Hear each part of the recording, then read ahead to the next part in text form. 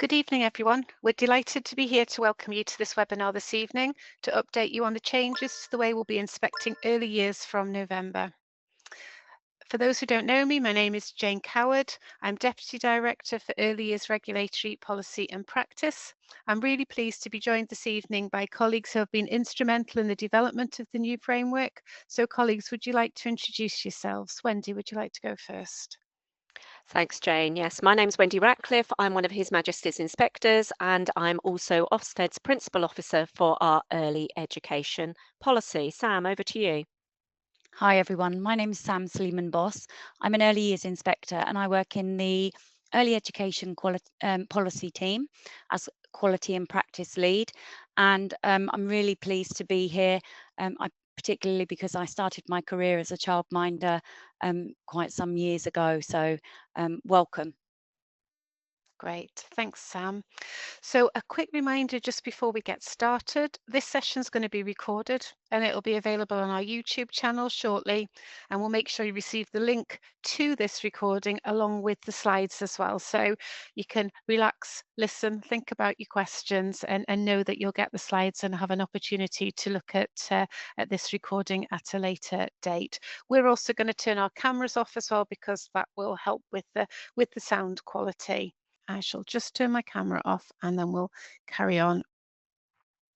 Okay, so what this slide shows us is an outline of the session. So what you can expect myself, Sam and Wendy to cover this afternoon. So our journey so far, a bit about moving forward and what our new approach looks like, what those changes mean for you as childminders out there working in the sector.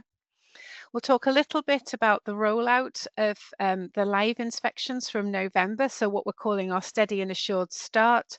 And then we'll talk a little bit about next steps and how we'll make sure we listen and measure the impact of the implementation on this renewed framework and hear your voice in terms of how that's landed moving forward. And then at the end, there'll be some time for questions. So as I think I just popped in the chat earlier, everyone in the call is on listen only mode. So please use the QA function to pose your questions and we'll try and weave some of them through as we go. And then we'll endeavour to do our best to either respond to them live through a text or through verbally answering them.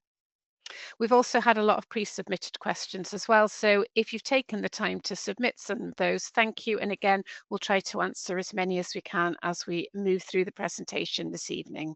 Wendy. Great, thanks, Jane. So collectively, what do we want to achieve? To start, a great reminder for us that every one of us on this call this evening, regardless of our role, has a desire to work for babies and children of all ages to make sure that they receive high quality standard of education and care, one that enables all children to achieve, belong and thrive.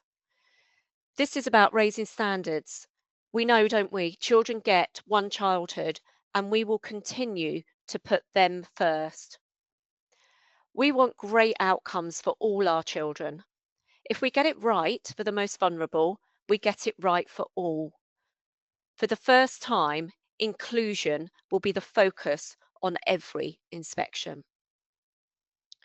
Parents have told us that they want better and more detailed information about their child's preschool, nursery, childminder, or out of school club, highlighting the setting's strengths and areas for improvement.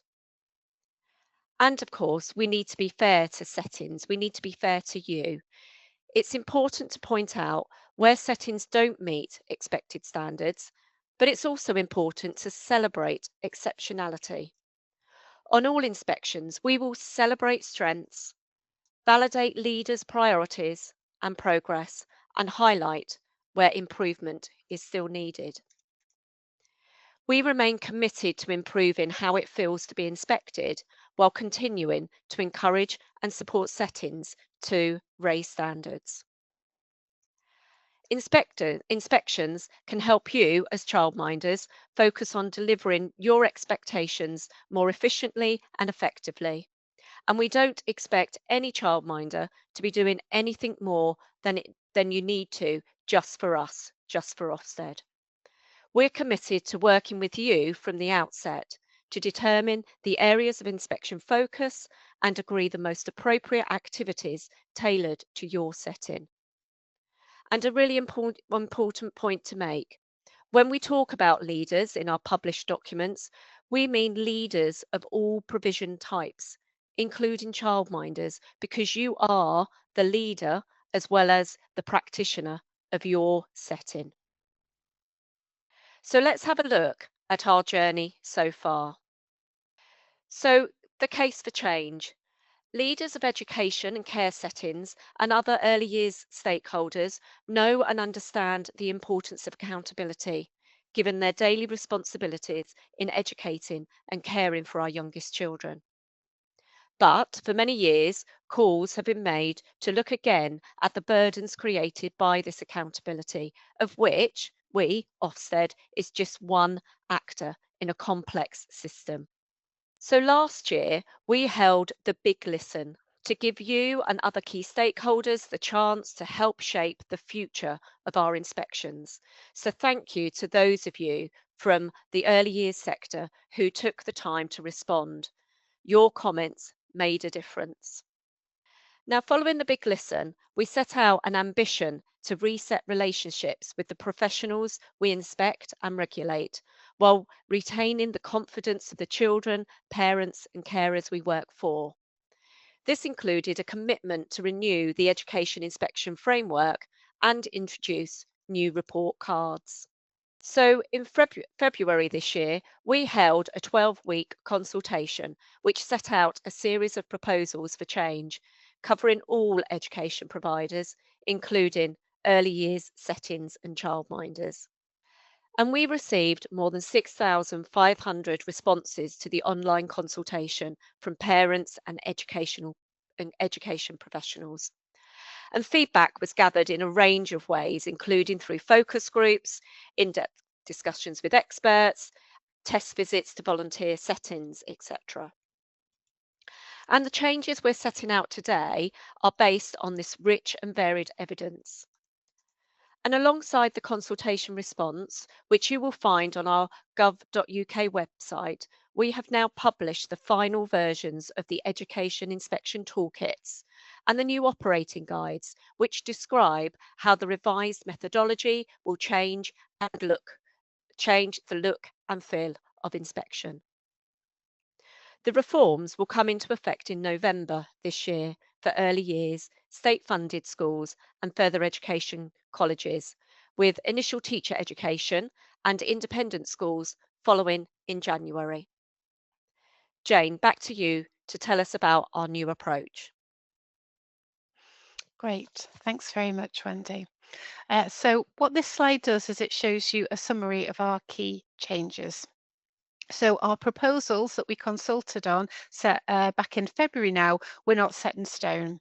So we carefully listened to all the feedback we got from the consultation, and thank you to all of you on these calls that took the time to read those consultation documents and submit a response. It really has an impact in terms of shaping what we published last week. And we also took the opportunity to test and further refine our methodology. So we believe that the new approach that's reflected in the documentation that was published last week gives us the right balance between the interests of children and parents and also the wishes of you as educational professionals, as childminders working out there in the sector. And our core purpose remains the same, and our driving mission is the same, that we want to keep children safe and improve their lives. So let's have a think about some of those key changes. So there's going to be a new inspection report card, and there was an example again published last week, which some of you may have had the opportunity to look at, and that will provide more nuance for parents and providers, combining an at-a-glance grade with a narrative summary of strengths and areas for improvement. So following lots of feedback and some user testing of that version that we put out in the original consultation, the report card has been redesigned to make it more accessible, particularly for use on mobile devices, as this is the most frequent medium that parents use to look at these report cards. There's been a question posed in the chat around around the grading. So just to be really clear, there is no longer an overall effectiveness grade. So we won't be boiling those grades that are given down into one single final grade. But for each of the evaluation areas that we'll talk about later, you will receive an individual grading for each of those areas. And that will be reflected in the report card.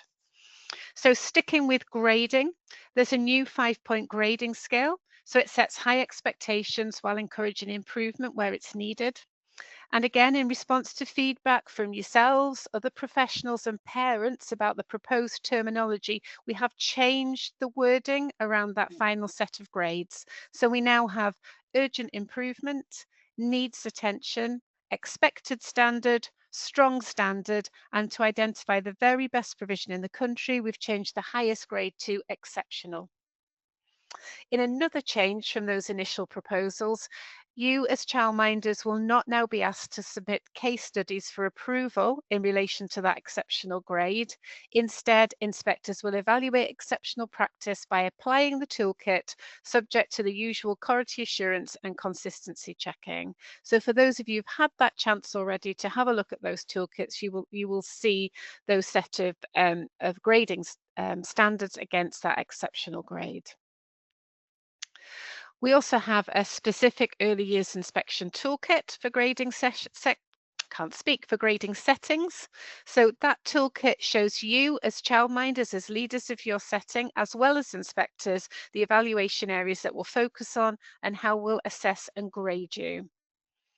There is a wider range of evaluation areas than in our current methodology, but following feedback, the number of core evaluation areas has been streamlined, and we'll talk more about this as we move through the presentation this evening. Also, in response to your feedback, the definition of grades has been tightened so that we better differentiate between them. So the standards covered in the toolkits have also been slimmed down so there's greater clarity on the evidence that inspectors will assess.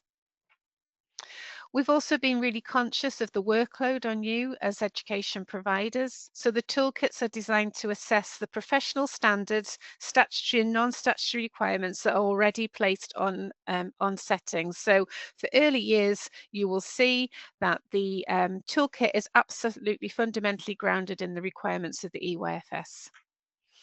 We'll evaluate providers' work to support and promote staff wellbeing, and this will be covered as part of the leadership and governance evaluation areas.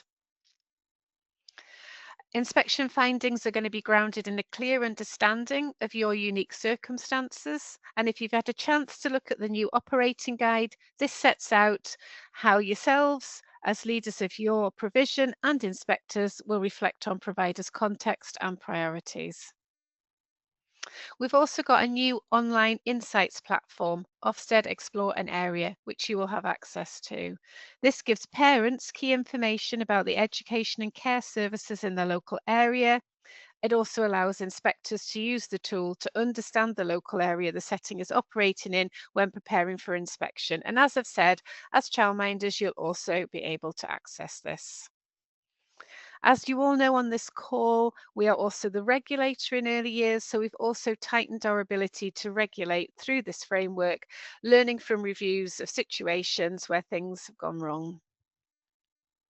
We have also more closely aligned our framework to the early years foundation stage, and therefore, importantly, to reach the expected standard, childminders need to be meeting the requirements of registration and the EYFS. Where a childminder is graded urgent improvement, we will normally re-inspect them within 6 months. So that's if you've got any area that's graded urgent improvement. Similarly, if you're a childminder that's graded in any area as needs attention and where the safeguarding standards are met, then usually we'll come back and re-inspect you within a year. Okay, so moving on to our renewed approach to inspection. So we will put babies and children first, breaking down barriers by raising standards up, especially for the most disadvantaged and vulnerable. And we will improve the way that we report and the content of inspection findings to parents and carers, as we've already said. We'll improve the look and feel of inspection for education providers, that's you, and professionals with a more collaborative approach. And we are keeping our focus on having care and concern for the well-being and workload of leaders, that's you as childminders and your assistants. We will take context into greater account on inspection, and we will make inspections consistent in approach and continue to improve our process for allowing inspections to be challenged. We'll provide constructive next steps to improve your setting based on conversations that we have with you. And we are different by design. We further tailored our inspection approach to each remit and provision type within them. So, for example, we've worked to align regulation and inspection standards in early years, as Jayne said, so the renewed framework is more closely aligned to the EYFS. And as I said, we're putting babies and children first, breaking down those barriers to learning and well-being, their progress and achievement by raising standards, especially for the most disadvantaged and vulnerable. So this is why we're introducing a separate inclusion evaluation area, and inclusion will also be a key theme across other evaluation areas. As part of this evaluation area, our inspections will look at how settings are addressing barriers to learning for all children. We will always start with those children that the government asks settings to focus on, whether through statutory obligations or non-statutory guidance. So that's why we are particularly emphasising those from socioeconomically disadvantaged backgrounds, those children with special educational needs and or disabilities, and those known or previously known to children's social care. We will also evaluate how well settings ensure high quality support for all children who may face other barriers to their learning and or well-being, working with you to understand your context, informed by data and professional dialogue. And we've also revised how we describe inclusion. So we agree with the feedback that we've received that it's not for Ofsted to define inclusion. And so we're describing this as our approach to inclusion, which is captured in the way that we've drafted our toolkits and inspection. Thanks, Sam. Let's now move to look at what we will evaluate, how we will evaluate early years settings. So the evaluation areas in early years are specifically designed to align with the statutory early years foundation stage framework, so the EYFS. Safeguarding standards will be given a met or not met evaluation in early years, as in schools and other remits. And along with inclusion and safeguarding, the evaluation areas for early years, you can see those on the slide. These are curriculum and teaching, achievement, behaviour, attitudes and establishing routines, children's welfare and well-being, and leadership and governance. And we've merged developing teaching with curriculum to create a single curriculum and teaching evaluation area based on the feedback that we had from the consultation.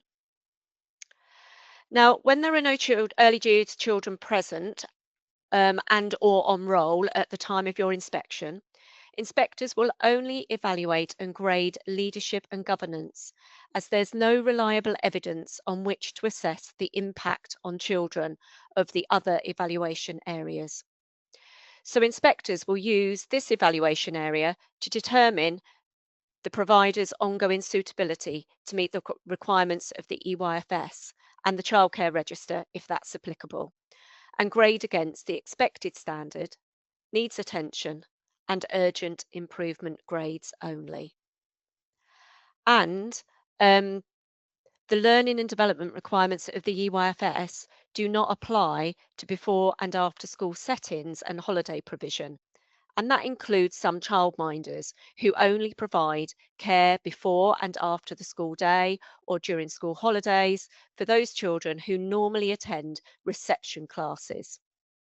Therefore, the curriculum and teaching and achievement evaluation areas are not applicable to those providers, so those who only provide before and after school. So let's think a little bit more about inclusion. And in early years, we will look at inclusion by observing, discussing, considering, and case sampling. In early years, when evaluating inclusion, we will gather evidence that reflects the typical experiences of children, the system and processes leaders put into place for practitioners to work with parents in meeting children's different needs while taking into account the context of the setting. Evidence gathered on areas like curriculum and teaching will also consider how well these are designed inclusively to meet the needs of children who may face barriers to their learning and well-being. We'll talk a little bit more about case sampling in a few minutes, but we would like to emphasise that case sampling is not the same as a case study. We don't want you as childminders to think that you need to prepare case studies for an inspection. So let's make sure that this is clear from the start. Jayne, over to you. Brilliant. Thanks, Wendy.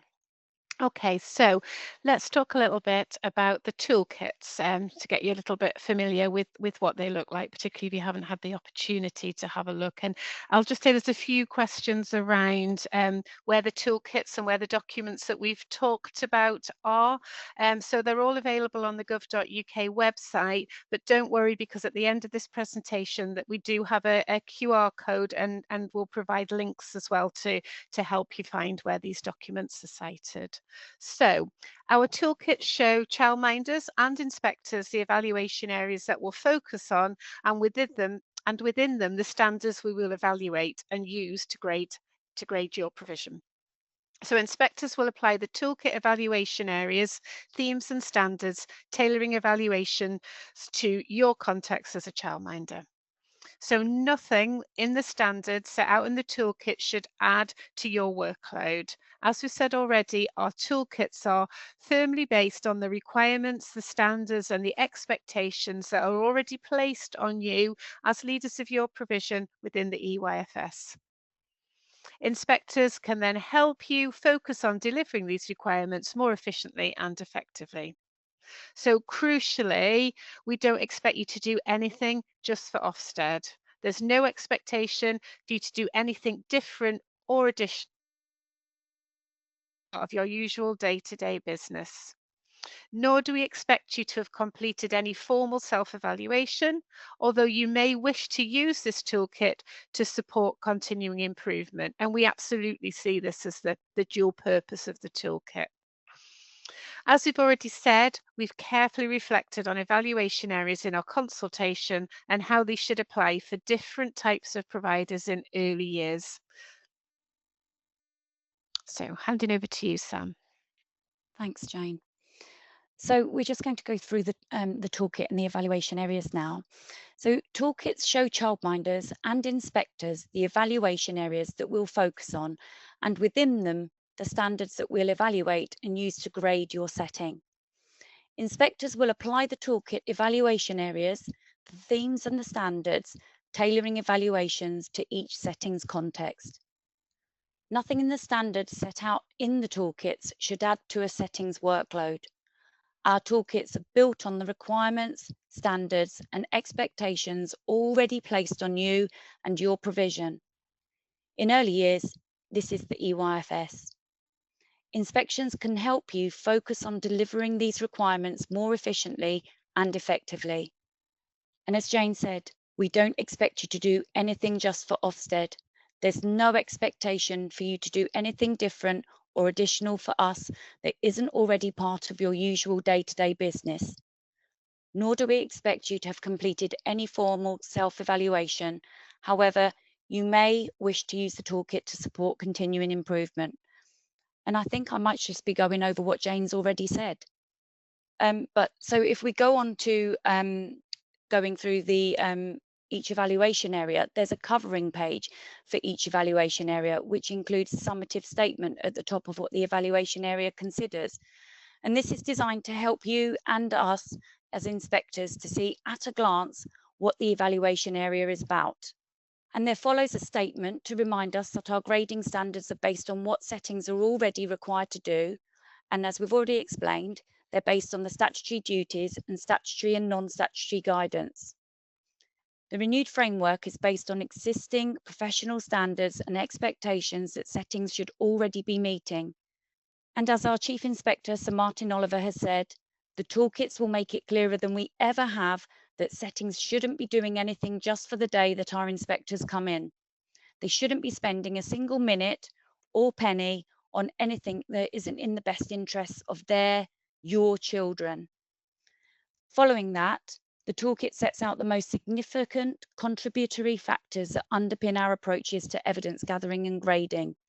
And this is very much based on the research that underpinned the education inspection framework. So we've been clear that our renewed framework will ensure consistency of inspection practice. We've also made sure that the toolkit is reflective of each remit and the different provider types within it. And you can see from this slide that the toolkit explains how this works for you as childminders. For example, in the achievement evaluation area, inspectors will consider what practice looks like in a childminder setting or for the different ages of children. And this helps you to see that the standards are not generic statements, but are carefully tailored to reflect the different ages of children as well as provision type. Where relevant, this section sets out the areas that apply to out-of-school settings, as well as when we inspect where there are no children present or on roll. So in short, the toolkit seeks to make it clear how we will apply each evaluation area in a setting like yours and what you can expect inspectors to be looking at in practice. Over to you, Wendy. Thanks, Sam. So once we've set out what an evaluation area covers, the toolkit then moves into more detail about the kinds of evidence inspectors will gather. As you can see from the slide, each evaluation area considers themes and then gives prompts that um, guide inspectors' observations and conversations. Each evaluation area always starts with a theme about strategic leadership of that area and ends with a theme about inclusive practices. These prompts are not a checklist for you as childminders, but they are there to help inspectors think about what to explore and discuss in gathering evidence in context, and to make sure that the evaluation is consistent and fair. So, for example, in curriculum and teaching, inspectors might consider how well the curriculum is sequenced or how childminders adapt their approaches for children with different starting points. In leadership, prompts might focus on how leaders support professional development and ensure the curriculum is well taught. So the key takeaway from this slide is that the toolkit makes inspection more transparent because you can see the themes inspectors will explore through our observations and discussions, and that will help shape evidence gathering. Brilliant. Thanks, Wendy. Okay, so now we come to the next section in each evaluation area.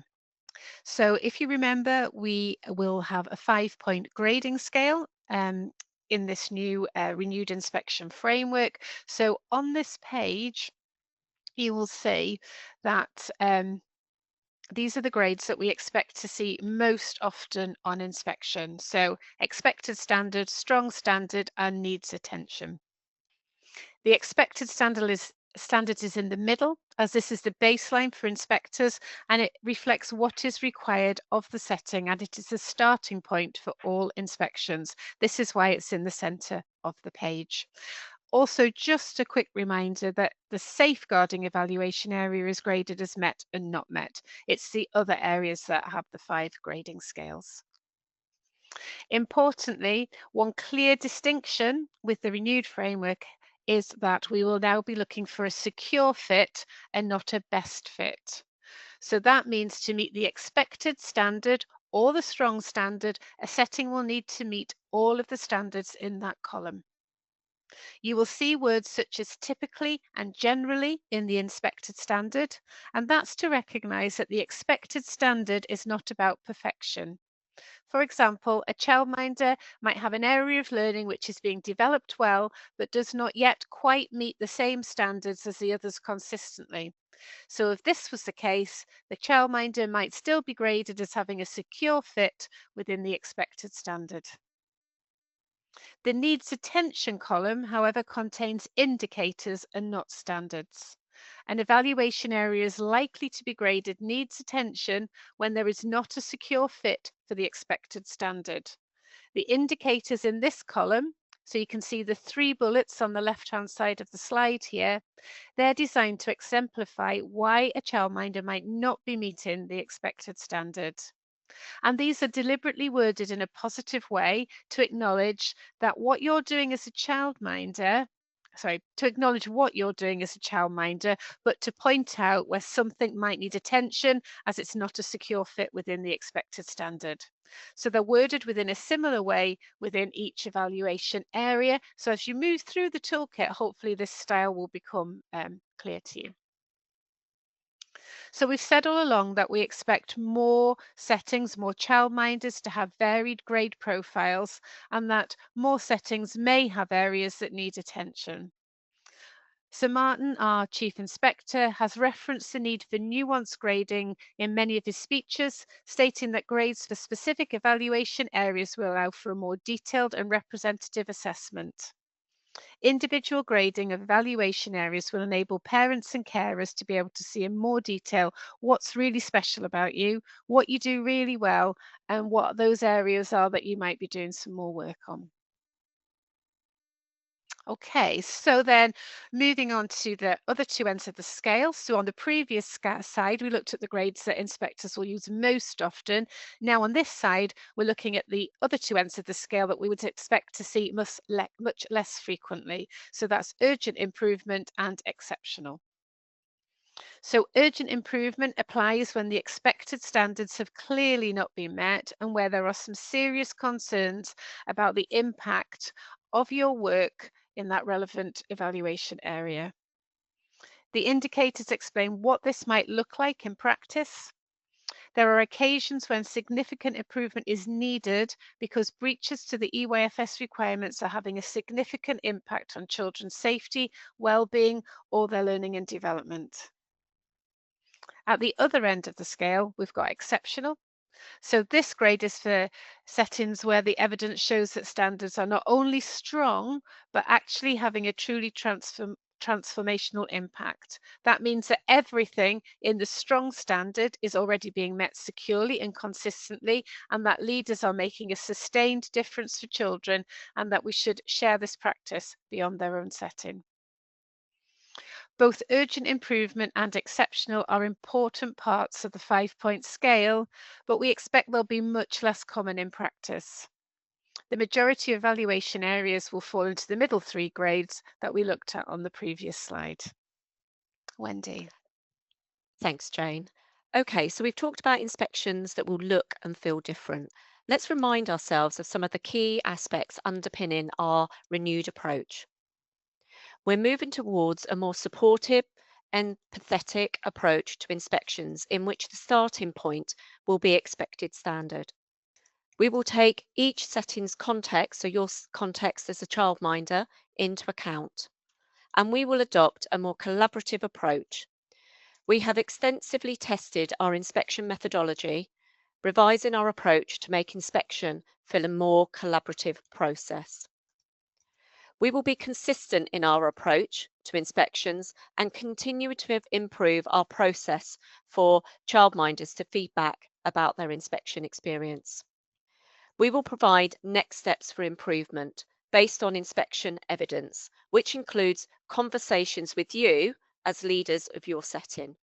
And we will take a values-driven approach to inspections and will be professional, empathetic, respectful and courteous throughout the inspection process. And the Ofsted Academy here is running the largest package of training to inspectors that Ofsted has ever offered prior to a framework launch, alongside webinars and events for education professionals. And again, to be open and transparent, we will publish that training as well. Sam, over to you. Thanks, Wendy. So now we're going to talk about what's changing for registered early year settings, including childminders. So under the renewed framework, inspectors will be considering data in understanding your settings context. So this is published data, as we've already said, in a tool that will be available to you. and that data is for inspectors to understand the context of the local community. So we'll look at the local area information, including deprivation data, take up of the early years pupil premium funding, obesity levels, and oral health data. And as we said, you will also have access to that data. Another change is that we're going to be making the notification call before 10 a.m. As Jayne said earlier. We recognise that calling at lunchtime is one of the busiest times of your day, so we will call earlier in the morning to notify you of your inspection. We are going to be using an email for sharing and receive information before the inspection. So once we've notified you, an email will be sent to you signposting you to some useful information about inspection, as well as asking you to prepare some information needed about children and any assistance at the setting. And this is information that we already ask you for currently in the notification call, such as numbers of children enroll, numbers of children in receipt of the earliest pupil premium funding, and qualifications of any assistance that you have. And we hope that this alleviates any pressures to have this information immediately to hand. We are going to be having a planning call with you ahead of the inspection, and that's for inspectors to understand the unique context of your setting. So we'll be asking you about the types of children that attend your setting. We'll want to understand the curriculum overview. So what it is that you want all children to be able to learn and do while they're at your setting, and what you see as the setting's strengths and priorities for improvement. So that means we'll no longer complete a learning walk with you because we've already gathered that information in the planning call. Now, this is something that we already do with childminders. We're going to be making shared observations and have increased and ongoing professional dialogue with leaders, that's you as a childminder, throughout the inspection. And as I said, that's something that you're already used to doing, having that ongoing professional dialogue with us. And we'll be taking that approach to inspections of all setting types. Now, something that you'll be interested in is that we're going to be letting you know the day that we will be inspecting. At the moment, as you know, we notify you and inspect within 5 working days of that notification, and you don't know which of these days we'll be inspecting. But under our renewed approach, we will still notify you within 5 working days of the inspection, but we will agree with you which day is best to inspect, and will be taking into account the children who will be attending. And if you're a childminder who only provides care before and or after school or during the school holidays, the outcome will no longer be met or not met. Instead, we will grade all of the evaluation areas on the 5-point scale, except safeguarding, which will be met or not met. Remembering that the curriculum and teaching and the achievement evaluation areas don't apply to childminders who only provide care before and or after school or during the school holidays. Over to you, Wendy. Thanks. Let's think about what happens before the inspector arrives. So as with now, for you as childminders and also group settings that do not operate regularly, such as holiday play schemes, inspectors must call you no more than 5 working days before the inspection to check which days you're operating and whether there are any children on roll or present. So for childminders, inspectors will discuss with you and identify, as Sam says, the most suitable day for the inspection to take place. So you will know when to expect your inspection. Now, one of the things that you may have heard reference to or seen reference to in some of our guidance is nominees. A nominee is a role that may not always be relevant for every inspection, and it's distinct from the nominated individual and doesn't replace this. Now, for you as childminders or also for smaller group-based settings, there is no need for a nominee or any expectation that settings provide one. There may be a need for one in rare circumstances or where there is a large group-based providers. But if you want to find out more information about that role of the nominee, you can find that in our inspection guidance. But as I say, there is no need for a nominee role in a childminder setting, because you will be having those collaborative discussions, ongoing professional dialogue with inspectors. So inspectors will call you for the planning call, at a time that is agreed with you in the notification call. The call will not be recorded, but you're welcome to take notes. And the aim of this planning call is to introduce ourselves and to discuss practicalities. And it's to understand your particular context and for us to plan the timetable with you. And as you have discussed with the inspector, what you want all children to know and achieve at your setting, there be no longer the need to have that learning walk, or as we refer to for childminders, that learning sit. It's important to say that we may still inspect without notice, though, when our risk assessment deems it appropriate. And this is explained in more detail in our operating guide and supporting additional guidance. But when we inspect without notice, anything that we would have covered during the planning call will be discussed with you on arrival. Back to you, Sam. Thanks, Wendy. So inspectors will gather evidence to enable them to celebrate strengths in children's achievement, belonging and ability to thrive, validate leaders' priorities and progress, and highlight priorities for improvement. Now, all inspections will begin with a brief introduction with those at your setting. We'll come in and introduce ourselves to you, any assistants and the children there. And inspections will be grounded in professional dialogue. So through observation and discussion with the person who knows the setting and children best, that's you, inspectors will consider what you as leaders are aiming to achieve, how well you're doing it, and how you know that it's working. Throughout inspection, we'll give particular attention to the experiences and outcomes of all children, particularly children who face barriers to their learning and/or well-being. Most of the evidence that we gather will be through shared observations with you and ongoing discussions with you and any assistants. And as part of those shared observations, inspectors will track the experiences of a case sample child or children relative to the size of your setting, and we'll focus on the outcomes and experiences of those children, especially those who are disadvantaged, have SEND, or who you have identified as being particularly vulnerable. As we do usually, we'll observe children at play and in their daily routines and the interactions between you, any assistants and children. And we'll take time for regular reflection on our own before joining you for collaborative reflective discussions about what we've seen and heard in the shared observations. And as part of these discussions, inspectors will encourage you to reflect on the shared observations on whether what we've observed at the setting is typical. Is that what it's typically like? We'll discuss whether any inspection activity needs to be adapted in light of emerging evidence.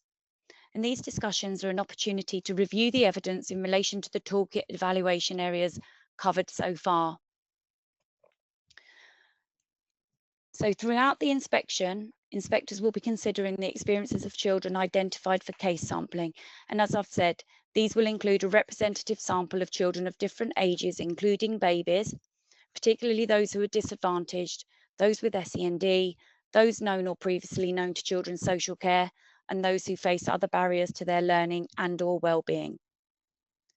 Now, when we inspect the range of different size and type of early year settings, we inspect in a way that works for their specific contexts. We make practical adjustments to ensure that the inspection methodology is applied proportionately to their context. So, for example, childminders often work alone. We know that. So inspectors will be sensitive to the context of each childminder and work flexibly to ensure that you're able to continue to meet the needs of the children in your care. Back over to you, Wendy. And that's a really important point, Sam. Okay, let's move on to report cards. We're bringing together the most popular preferences of parents and professionals by combining separate grades, rating scales, and short summaries into new report cards. The narrative given gives a detailed picture of performance, while the 5-point scale offers the clarity and simplicity that parents ask for. So at the end of the inspection, the inspector will write a report card that will reflect the evidence gathered. It will be clear, concise, and focused on what matters most, as informed by your context and your evaluation of your setting and the toolkit. It will explain the grade given for each evaluation area, and it will make clear what you should do to improve. And of course, it will be consistent with the verbal feedback given to you at the end of the inspection. Back to you, Sam. Sorry, just some issues coming off my mute there. We're not going to spend long on this slide, and that's because our post-inspection arrangements regarding report publication are the same as they are currently under the original EIF. So report cards are sent to providers after moderation, quality assurance and consistency check-in, and in most cases, this will be within 18 working days of the inspection. Now, you can share inspection findings with whoever you consider appropriate. However, the information should not be made public or shared with parents until you receive the final report card. You have 5 working days to comment on the draft report card, and you can highlight minor points of clarity or factual accuracy, which we will respond to when we share the final report card. You can also submit a complaint seeking a review of the inspection process, including grades given or concerns about the inspector's conduct. And we'll respond to any complaint before we finalise and send you the report card. We normally publish final report cards within 30 working days of the inspection, although this may take longer where there is a complaint. And just as a reminder, once you have received the final report card following the inspection, it is required by law to make sure that it's shared with parents. Great, thanks for that, Sam. Okay, so I'm going to talk a little bit about kind of the go live from November for this renewed framework. So there was a question in the chat asking if your inspection was happening now, would it be under the renewed framework that we're talking about now? And the simple answer to that is no. We are currently inspecting under the framework, the EIF framework that we've been using for the last 4 years. In terms of this renewed framework that we're talking about, the documents of which were published on gov.uk last week, this will be from the beginning of November. So these inspections will go live from the 10th of November. So any inspections going on now are under the current framework. From the 10th of November, we'll be using this renewed framework. So lots of time to be able to get yourselves into the documentation, re-listen to things like this webinar and look at some of the other helpful resources that will be out there. So we published the consultation response and we published the new renewed framework documentation last Tuesday. There'll be a link at the end of this presentation to that, or you can go and have a look yourselves on the gov.uk website. We're hosting a number of engagement events such as this, specifically for childminders or nurseries or out of school clubs. And there'll also be various other engagement events out there. And you'll see myself, Wendy, and Sam and others from our teams out and about at expos and things like that if you've got questions to ask us. All education inspectors will also complete a comprehensive training programme to support this transition to the renewed framework before being deployed on live inspections from the 10th of November. Somebody again asked in the chat, so for openness and transparency, all that inspector training material will continue to be published online via the Ofsted Academy once inspectors have completed the face-to-face training. So that will be towards the end of this year. In addition to the training package, Ofsted inspectors, will also be undertaking some pilot visits to volunteer settings to give inspectors and providers some experience of that end-to-end inspection before November. And as I've said, we'll resume routine inspections under this revised framework from November. There's been several questions around inspection frequency. And again, just to be really clear, that currently, if you're currently under the current framework, a good or outstanding provider, then we've been working to a 6-year inspection cycle. Those of you that have read DfE's new Best Start in Life strategy will see that we've been funded from the beginning of April to reduce that to a 4-year inspection cycle. So we'll be continuing on the 6-year inspection cycle until the end of March 2026, and from the 1st of April we will gradually transition over time to a 4-year inspection cycle. In order to reassure education providers about the November rollout of inspections under the renewed inspection framework, we've also set out several measures to support this steady and assured start. So there will be fewer inspections from November to allow us to undertake enhanced quality assurance processes. So to begin with, our inspections will be led only by our most senior and experienced inspectors, supported by Ofsted's in-house policy and practice team, and then external Ofsted inspectors will be phased in following their training. In the autumn term, a random sample of providers that will include childminders will be invited to take part in exit interviews with His Majesty's Chief Inspector and National Director and other senior Ofsted people to hear about their inspection experience and reflect on the implementation of this renewed framework. Sir Martin Oliver, our Chief Inspector, will also invite sector representatives to some roundtable meetings so they can share their thoughts as well on the renewed framework as part of our commitment to transparency and listening to feedback. During our steady and assured start, any requests that might be made to have an inspection deferred will be reviewed by Ofsted's Deputy Chief Inspector, and that will make sure each case is treated with the utmost sensitivity and consideration. Our telephone helpline that currently exists for you as childminders to raise questions or queries will be open before, during and after an inspection. And to allow for further inspection training, there'll be no routine inspections in the week before Christmas. We may still carry out some of our work in terms of our regulatory function, but routine inspections will not happen in the week before Christmas.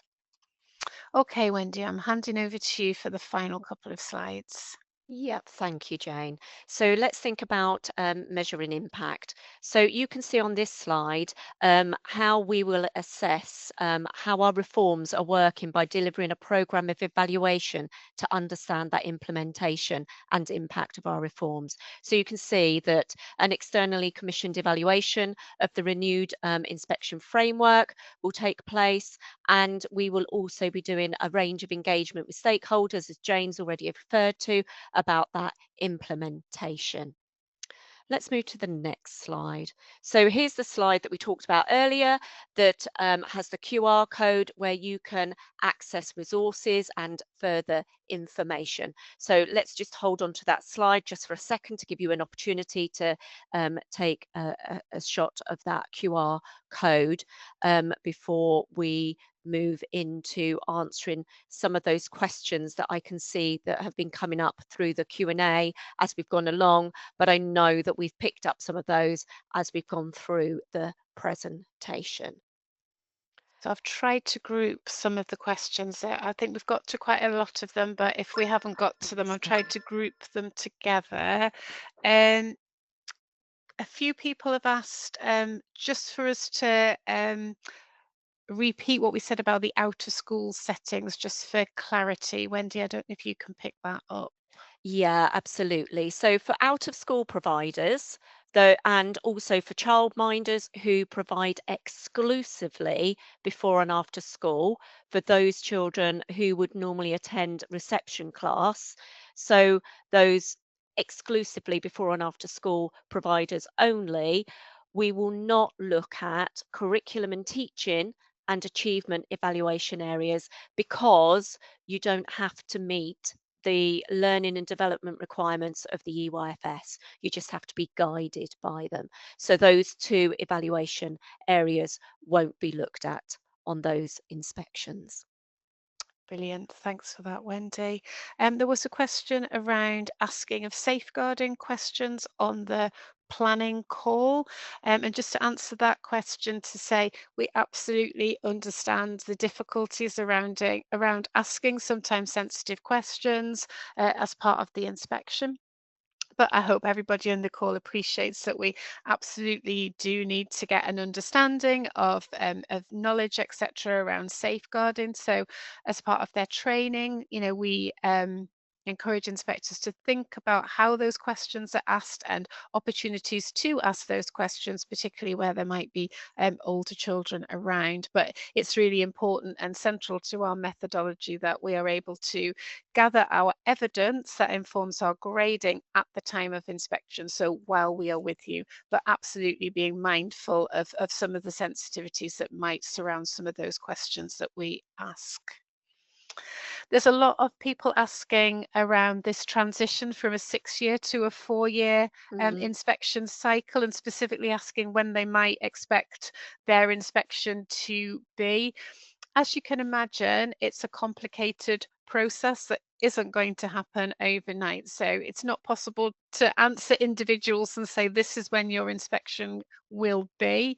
But just to repeat that from the 1st of April, we will transition to a 4-year inspection cycle. Window. As you can sorry, as you can imagine, we have thousands of providers out there, and this will be managed in a transitional way.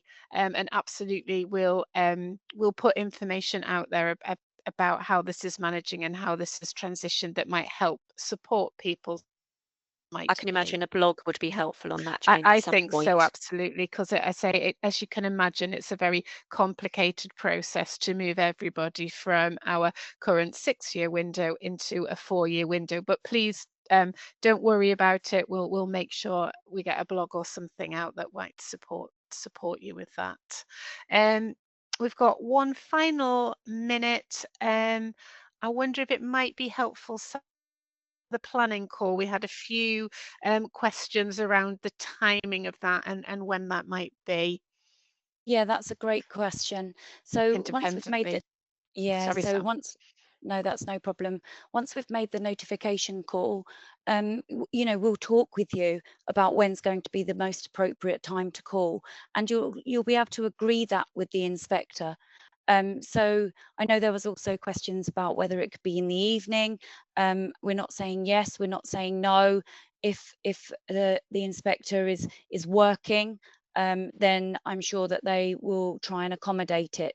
But equally, we can't expect them to work out of hours. So at the moment, we do already offer to call back later if it's inconvenient at some point during the day. So what we'll try and do is find out maybe when children are having a nap, just when it's convenient for you and the inspector to have that call. Brilliant. Thanks ever so much, Sam. There's a lot of questions out there still. Please be assured that we won't lose any of these questions. We are compiling a frequently asked questions I don't know what to call it. My mind's gone blank, but we will be doing a frequently asked questions document, and we'll capture any of those questions that we haven't had time to answer this evening. So huge thank you for your time this evening. Sorry if we didn't specifically get to your question. We will follow that up. And huge thanks to Wendy and Sam for supporting me this evening on the webinar. Have a lovely evening, everybody, and thank you. Thanks, everybody. Thank you.